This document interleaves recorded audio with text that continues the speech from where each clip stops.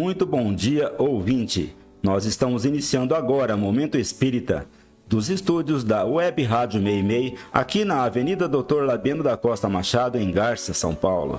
Este programa é apresentado aos domingos neste horário. Também está sendo transmitido pela Web Nova Alternativa e Nova Alternativa FM. E atenção, ouvinte, você pode assistir o nosso programa Momento Espírita ou Perspectiva e Saúde e Espiritualidade também, e você com o áudio e a imagem pelo Facebook, Instagram, YouTube e Smart TV. Hoje é 31 de agosto, desculpem. Hoje é 31 de agosto. Ainda estamos no inverno de 2025. Nossos cumprimentos a você e a todos que nos acompanham. E vamos nós apresentar os temas dessa edição. Pensamentos negativos só complicam nossa vida. E o que Jesus quis dizer com perseverar até o fim? O que o homem poderá fazer com a inteligência artificial? Como seria a condição mental de mundos superiores? Como a fé realmente pode nos ajudar? A humildade é a primeira das virtudes cristãs. Evangelização infantil e mocidade, domingo de manhã, no Lar Meimei. E você pode participar de Momento Espírita enviando suas perguntas, seus comentários por WhatsApp para o 14 981 05 15 35. E vamos ao livro que estaremos sorteando na edição de hoje entre os ouvintes que nos mandarem um WhatsApp dizendo que querem ganhar o livro.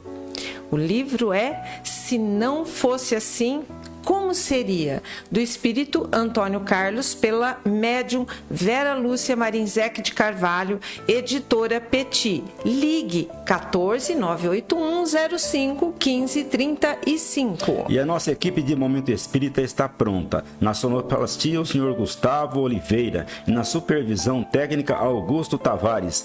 Apresentação, Sônia Marra e Cláudio Zacarias. Momento Espírita. Um tempo de paz.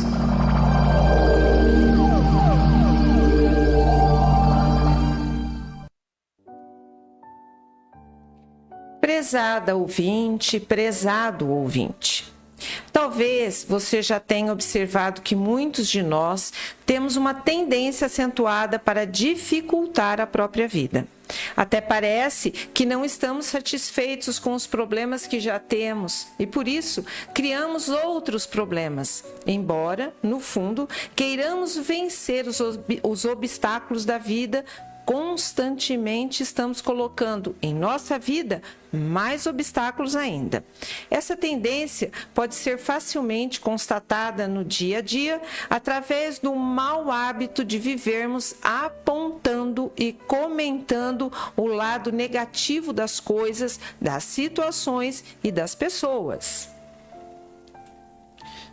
Você deve ter percebido que nós vivemos reclamando das mínimas coisas, até mesmo daquelas coisas que não mereciam tanta atenção. Só por curiosidade, anote aí com quantas pessoas você já conversou hoje e quantas dessas conversas partiram para o lado da lamentação. Praticamente todas. É assim que reclamamos da família, dos amigos, do vizinho, do trabalho, do tempo, do governo, da saúde e da vida.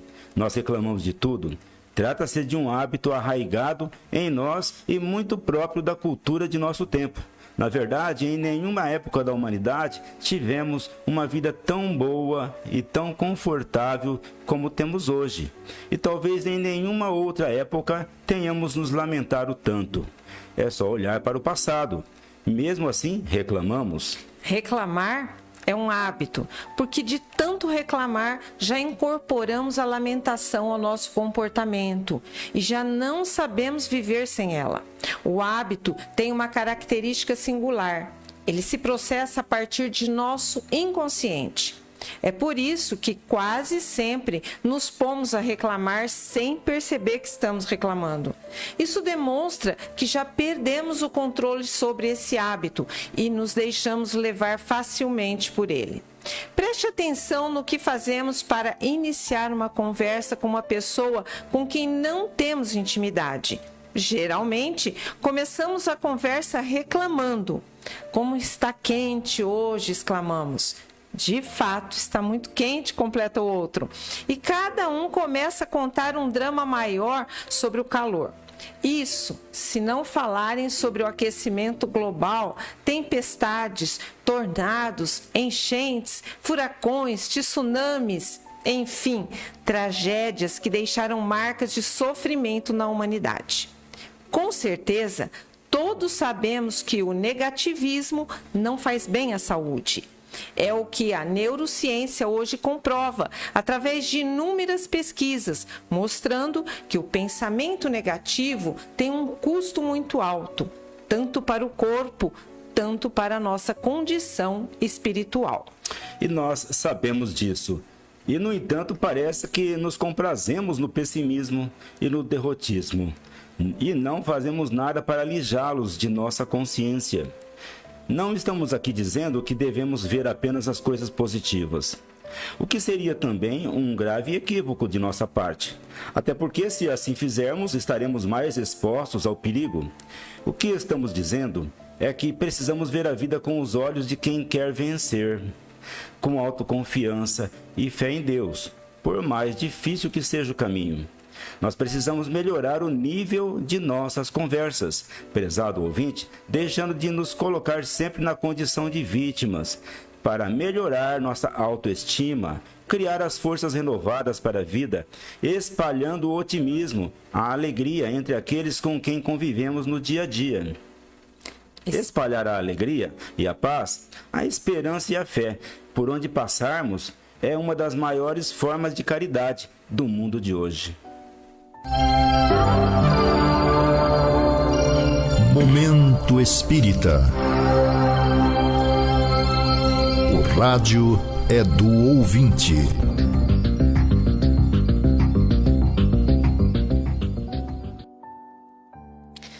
E vamos para as questões deste domingo. O que vocês acham? Pergunta um ouvinte. Que Jesus quis dizer quando afirmou: aquele que perseverar até o fim será salvo? Ele não estava se referindo à salvação da alma daqueles que souberam seguir a palavra de Deus? Bem, ouvintes, a perseverança é uma das grandes virtudes. É uma das grandes virtudes da alma. Perseverar é prosseguir com otimismo, mesmo entre as dificuldades. O bom caminho é sempre cheio de obstáculos, por isso ele é desafiador. Dias atrás, o atual Papa, Leão IV, falou sobre a porta estreita, figura utilizada por Jesus para dizer que somente por essa porta se inicia a jornada pelo caminho do bem, que é cheio de percalços e dificuldades. Isso nada tem a ver com a religião, amigos. Não basta a palavra, é muito pouco prender-se às orações e se entregar a cultos e celebrações. Jesus valorizou a conduta mais do que qualquer forma exterior de adoração. Se valorizasse os cultos, ele teria criticado o samaritano, que não frequentava o templo e nem participava dos cultos dos judeus. No entanto, a figura do samaritano no Evangelho, tido como um herege, um inimigo da religião, é a que Jesus mais realça em sua fala, quando ele quer dar um exemplo de amor ao próximo. Ele não estava interessado se o indivíduo era fariseu ou escriba, saduceu ou samaritano. Contudo, para Jesus, todos somos irmãos, filhos de Deus, e o Pai de amor e misericórdia não faz qualquer distinção entre seus filhos, apenas considera o bem que cada um fez e o mal que soube evitar. E se há uma atitude clara e indiscutível nos ensinos de Jesus, é o compromisso com o amor incondicional, até pelos inimigos, nada além. Isso fica claro em cada palavra, em cada frase, em cada parábola. No entanto, optar pelo bem depende de cada um, mas é bom que a pessoa saiba que este não será o caminho da prática do bem. Não é fácil, que o caminho da prática do bem não é fácil de percorrer. Há aquelas pessoas que, tendo escolhido um bom caminho, desistem dele logo que encontram o primeiro obstáculo.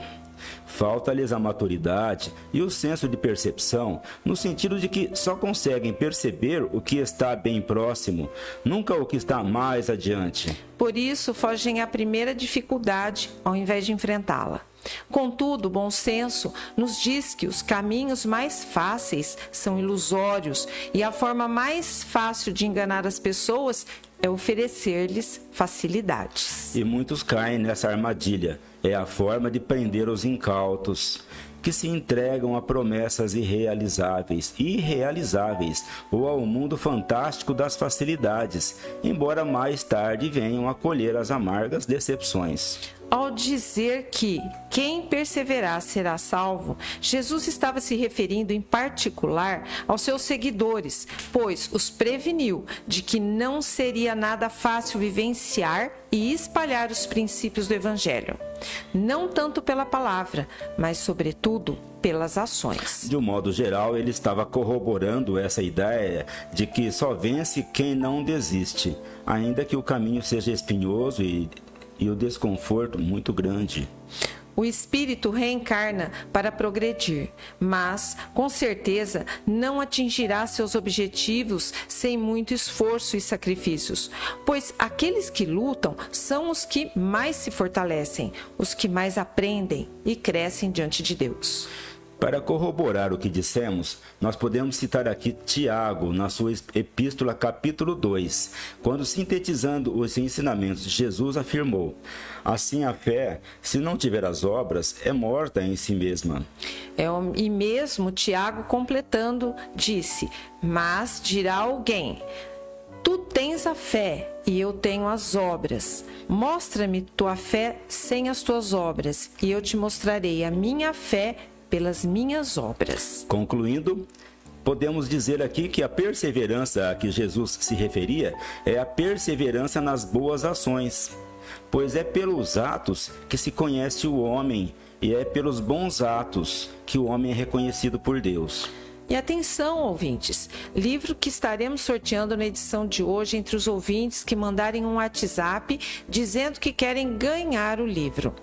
Se não fosse assim, como seria? Do espírito Antônio Carlos, pela médium Vera Lúcia Marinzec de Carvalho, editora Petit. Ligue 14 981 05 15 35.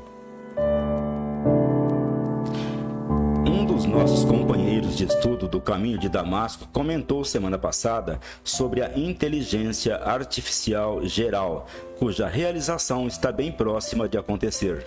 Em termos de inteligência, o homem tem demonstrado um avanço extraordinário nos últimos anos.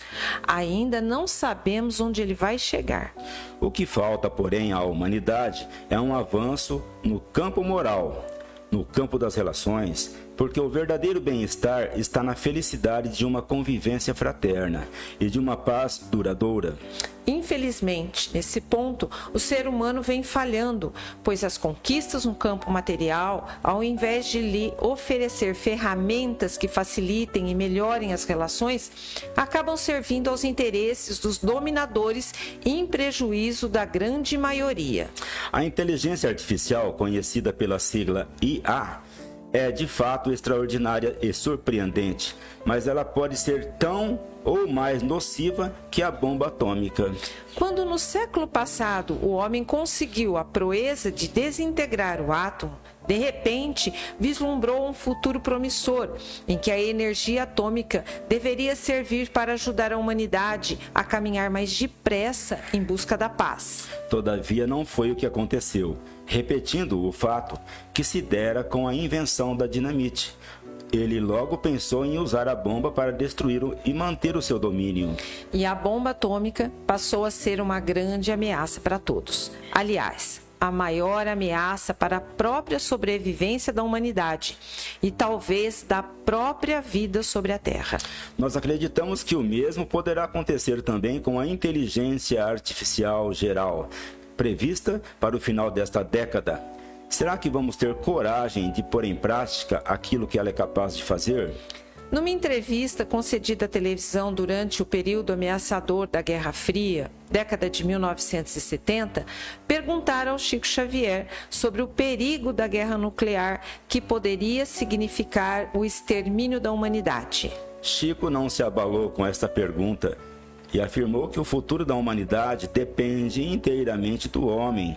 Mas se a Terra não mais puder acolher a vida, Deus reservaria outros mundos para nós, onde, como espíritos, pudéssemos reencarnar.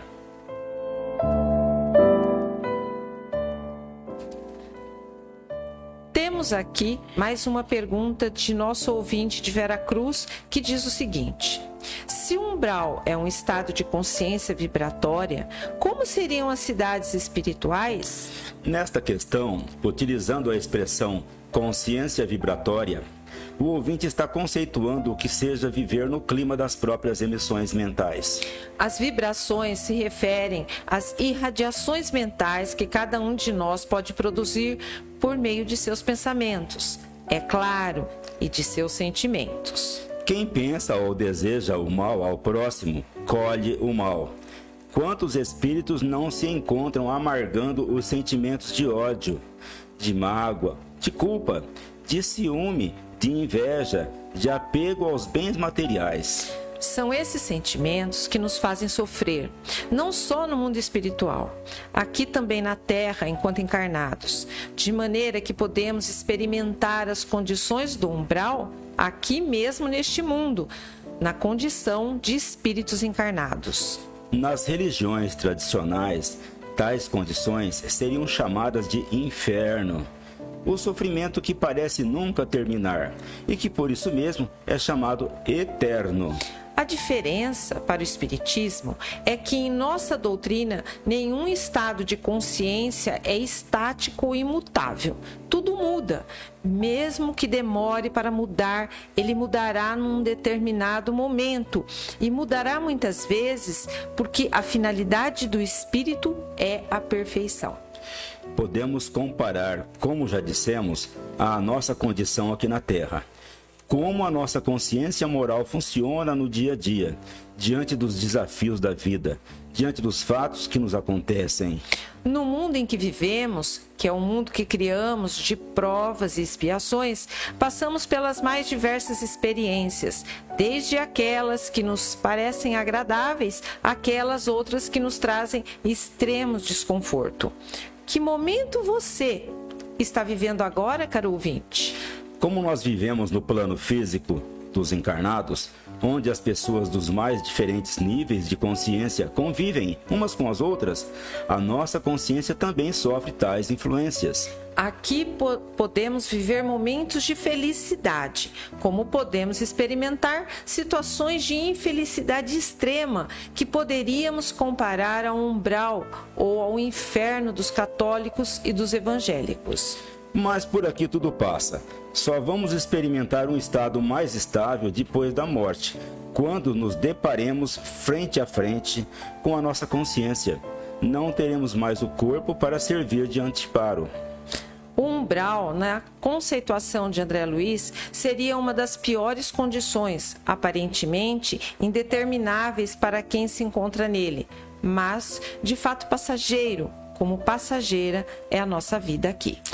Já no livro Nosso Lar, lá na colônia Nosso Lar, colônia espiritual onde mora André Luiz, as condições mentais que envolvem o ambiente são mais agradáveis aos espíritos. Mas mesmo lá, os espíritos não são iguais, não estão precisamente no mesmo nível de elevação.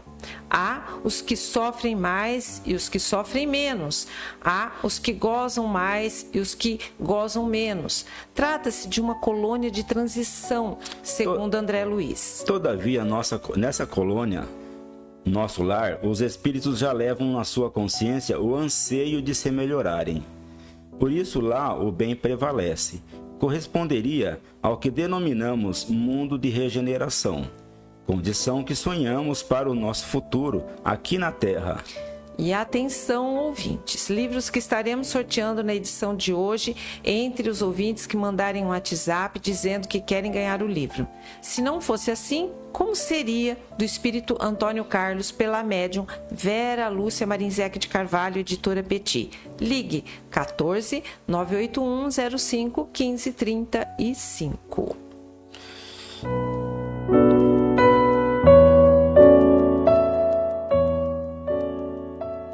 As atividades espíritas que acontecem no Lar Meimei.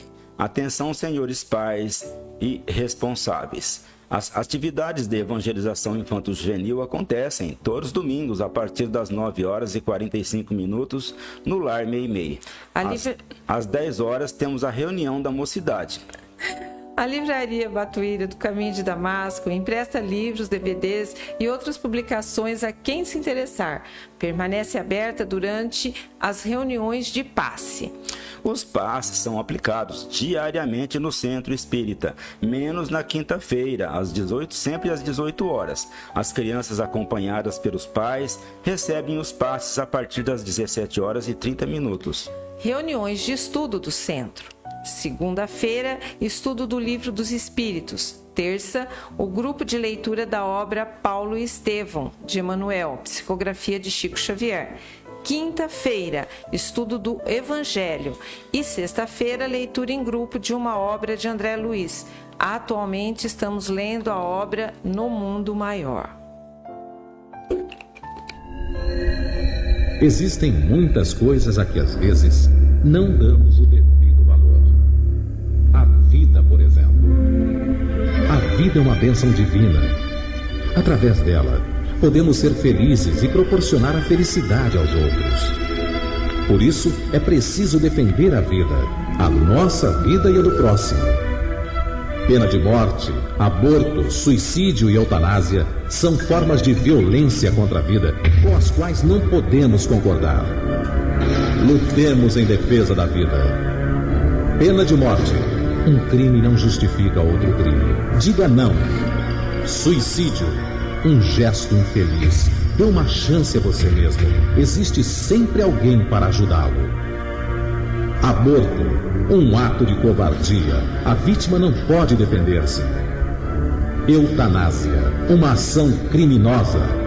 Com confiança em Deus e o firme desejo de obedecer suas leis, a vida terá outro sentido. Mensagem em defesa da vida. Apoio. Federação Espírita Brasileira.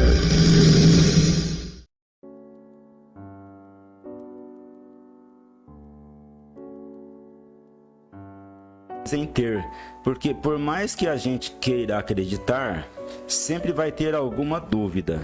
Por exemplo, as pessoas falam que estão salvas, que quando morrer elas vão para o céu. Mas quando alguém morre na família, essas mesmas pessoas ficam inconformadas, aflitas. E aquela fé que elas diziam que tinham vai por água abaixo. Não sei que fé é essa, por isso não acredito nessa fé que elas dizem que têm. Fé é um sentimento que nos leva a confiar em alguma coisa ou em alguém. Assim, podemos confiar num familiar, num amigo ou numa causa que abraçamos. Podemos também acreditar que a vida é só esta e que estamos vivendo agora, como podemos também acreditar que a vida continua. Há aqueles que acreditam no céu e no inferno, como também há aqueles que acreditam na reencarnação. Tudo isso são formas de crer e de conceber a própria vida. Mas a expressão mais elevada da fé é a fé em Deus. Pois sendo Deus a ideia mais perfeita que concebemos, se nele acreditamos de fato, nos sentimos amparados e seguros. Porque o efeito principal da fé é a segurança, e a segurança, por sua vez, nos traz tranquilidade, paz. E existem dois estágios de fé. O primeiro estágio é a fé natural, aquela que se desenvolve em nós desde a infância e que nos faz acreditar piamente nos valores que aprendemos com nossos pais, com nossos professores, com nossa religião. Esse primeiro estágio de fé é o é próprio da infância, pois acredita sem questionar, aceita as verdades sem exigir explicações, simplesmente acredita. Essa fé provém da autoridade que atribuímos às pessoas. É o que geralmente chamamos de boa fé. Nas crianças ela é natural, mas no adulto chamamos de fé cega.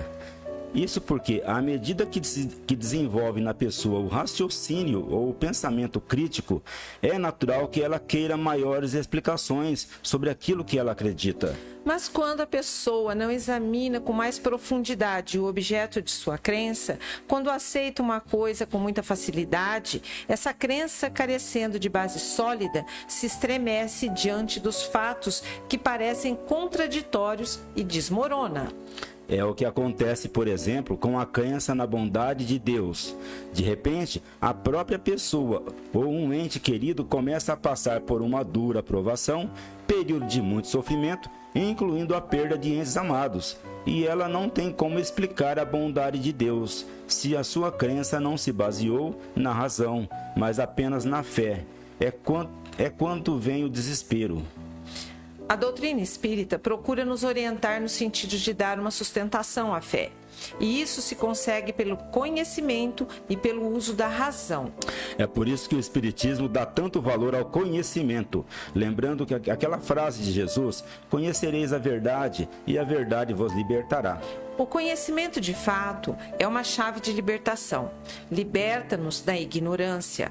Ele não nos dá apenas a esperança no futuro, mas a certeza sólida da imortalidade e na continuidade da vida.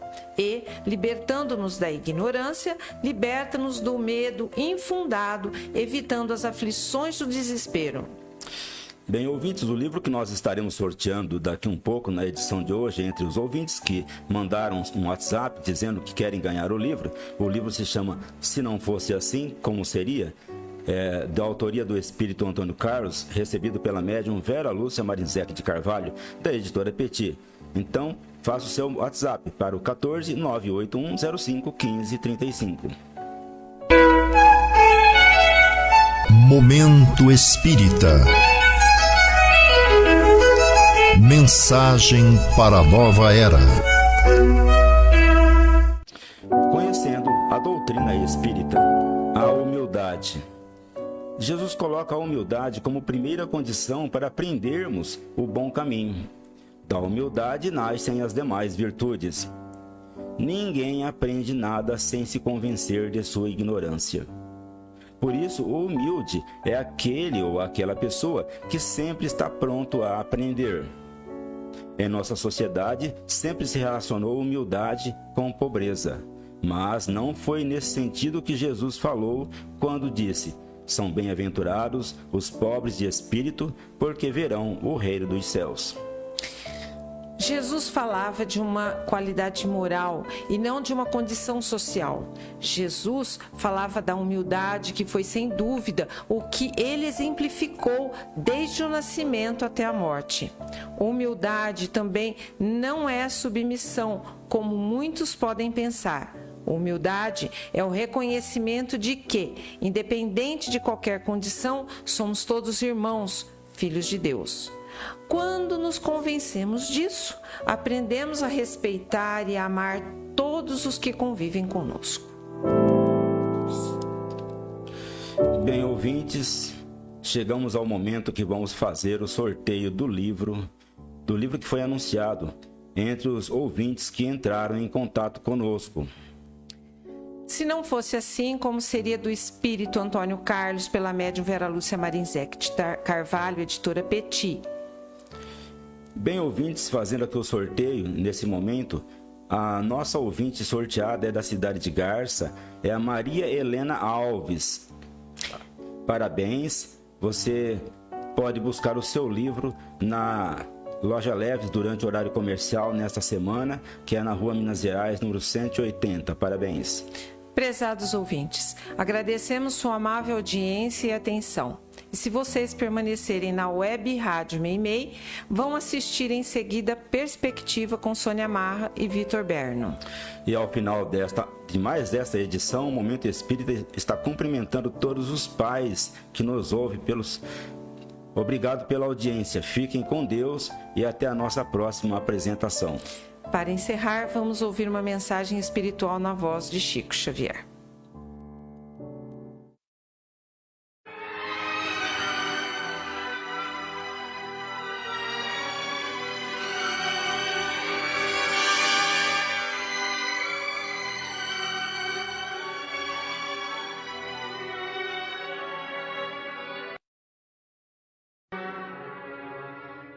Um momento antes de negar-se aos apelos da caridade, medite um momento nas aflições dos outros. Imagine você no lugar de quem sofre. Observe os irmãos relegados aos padecimentos da rua e suponha-se constrangido a semelhante situação. Repare o doente desamparado e considere que amanhã provavelmente seremos nós candidatos ao socorro na via pública. Examine o ancião fatigado e reflita que se a desencarnação não chegar em breve, não escapará você da velhice. Contemple as crianças necessitadas, lembrando os próprios filhinhos. Quando a ambulância deslize, rente ao seu passo, conduzindo o enfermo anônimo, pondere que talvez um parente nosso, extremamente querido, se encontre a gemer dentro dela. Escute pacientemente os companheiros entregues à sombra do grande infortúnio e recorde que em futuro próximo é possível estejamos na travessia das mesmas dificuldades. Fite a multidão dos ignorantes e dos fracos, cansados e infelizes, julgando-se entre eles, e mentalize a gratidão que você sentiria perante a migalha de amor que alguém lhe ofertasse. Pense um momento em tudo isso e você reconhecerá que a caridade para nós todos é simples obrigação.